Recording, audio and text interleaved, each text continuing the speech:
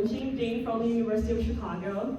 Today, I will present my work on understanding implosion in text-to-image generative models. This is joint work with my colleagues Kathy and Sean, and also my advisors Ben and Heather. Text-to-image generators have made tremendous impact on creative industries.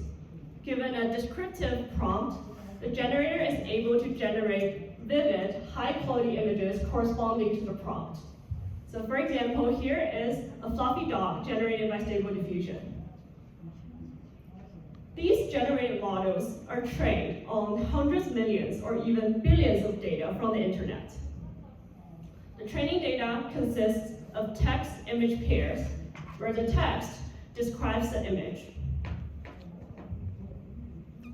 Despite being trained on massive amounts of data, existing work has shown that these generators are vulnerable against data poisoning attacks. To poison a model, a user can upload poisoned data online. When trained on these data, the model will misbehave. For example, a user can poison dog to cat, and then the model will generate the wrong image. So what are these poisoned data in this case? It can be misaligned text-image pair, where the text does not quite describe the image. For example, a cat image with the prompt, a painting of a dog. This is called dirty label poisoned data. Clean label poisoned data are stealthier. Optimized perturbations are added to the dog image so that it looks more like a cat in the feature space. Existing work, such as Nightshade, provide one such tool. In the previous example, we see the concept dog is poisoned. Here, a concept is a keyword in the input prompts that describes the object in the image.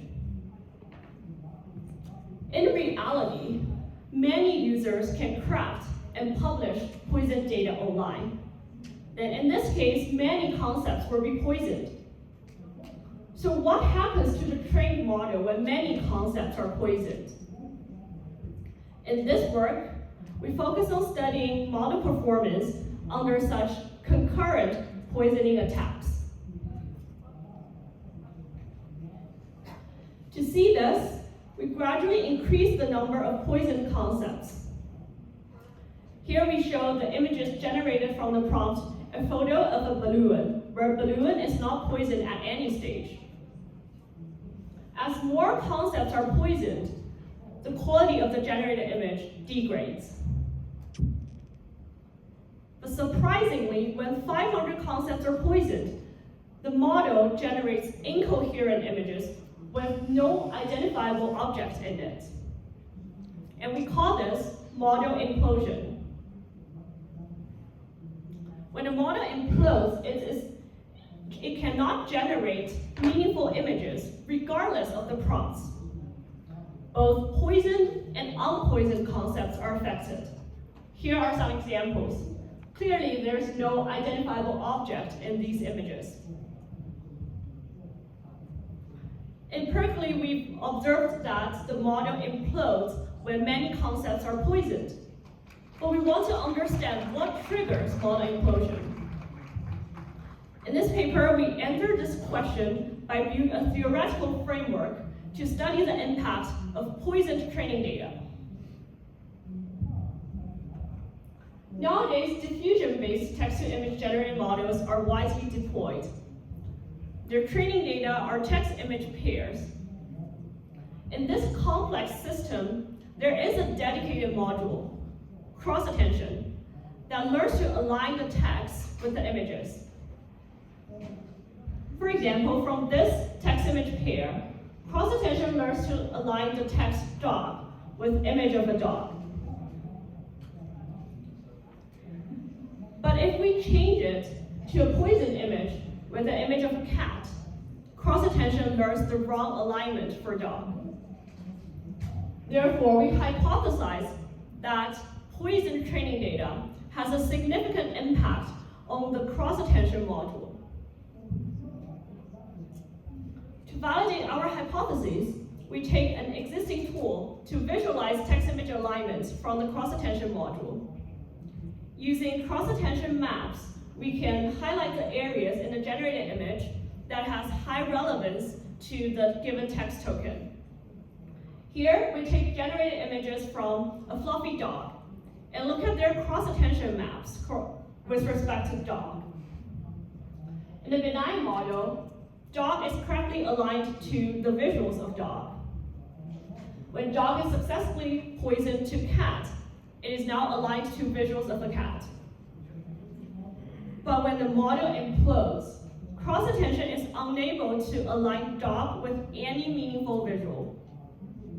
Therefore, to understand model implosion, we study how training data affects cross-attention learning. So how can we theoretically model this? In a diffusion model, the cross-attention actually aligns textual and visual embeddings. These discrete embeddings naturally form vertices of two graphs in each space. And in each graph, an edge has the weight of the distance between the two vertices. Here we only show some edges between similar vertices in our illustration. As cross-attention learning aims at aligning the two embedding spaces, it can be viewed as the task of aligning the two graphs. In addition, the alignment process is guided by training data. Each text in the training data is already paired with an image.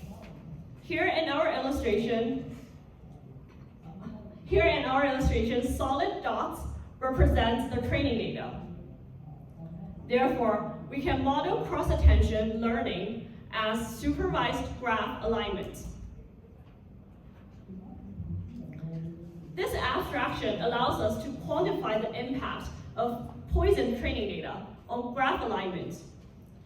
We propose a metric, alignment difficulty, or AD in short, to measure the amount of effort required to align the graphs. In the context of graph alignment, this is the distance between the graphs. We compute AD leveraging graph optimal transport. It is the weighted sum of two terms.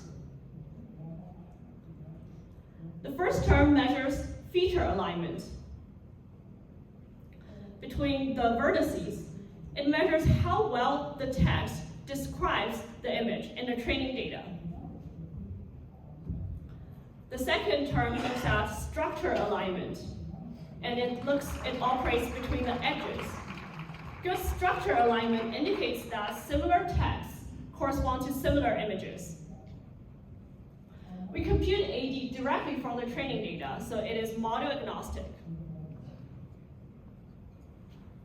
With AD quantifying the impact of poison training data, we prove our main theorem that AD increases with the number of poison concepts.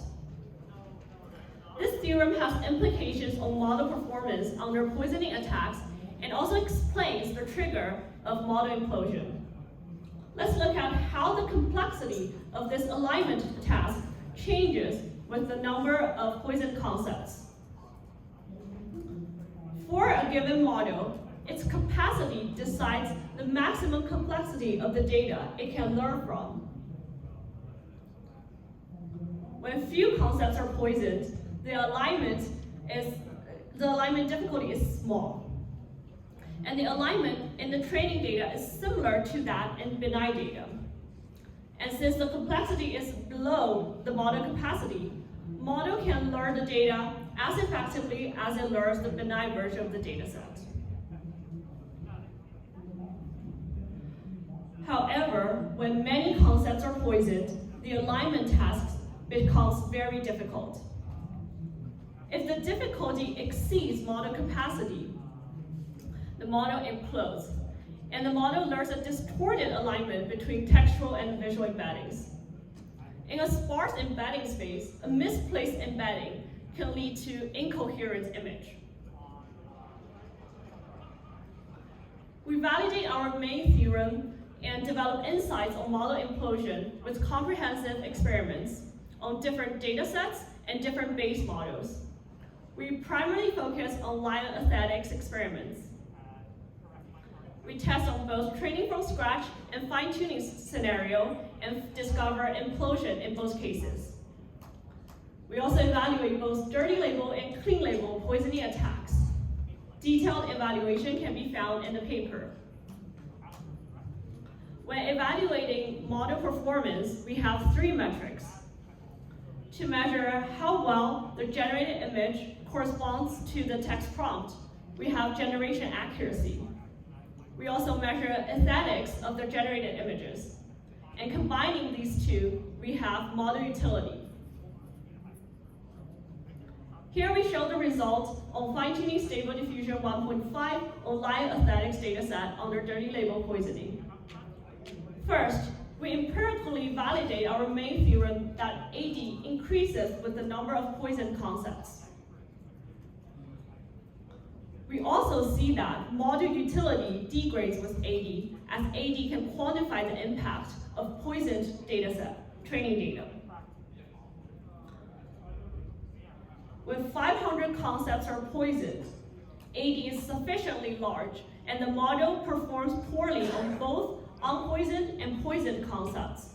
This suggests model implosion. In this work, we show that text-to-image generative models implode when many concepts are poisoned. We built a theoretical framework to understand this phenomenon. Our analysis shows that poison data increases the difficulty of text-image alignment. And when the difficulty exceeds model capacity, the model implodes and fails to generate meaningful images. Finally, in the paper, we also show that it is hard to prevent model implosion using existing defenses. Thank you, and I'm happy to take questions.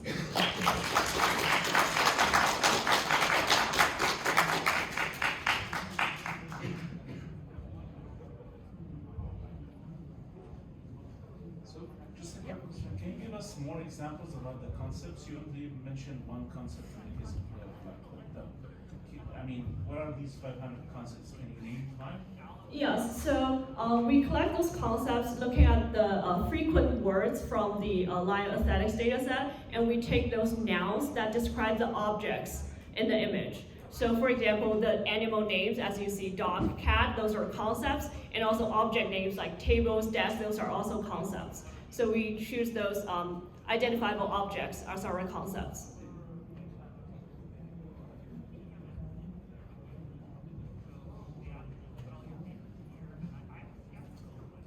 More questions?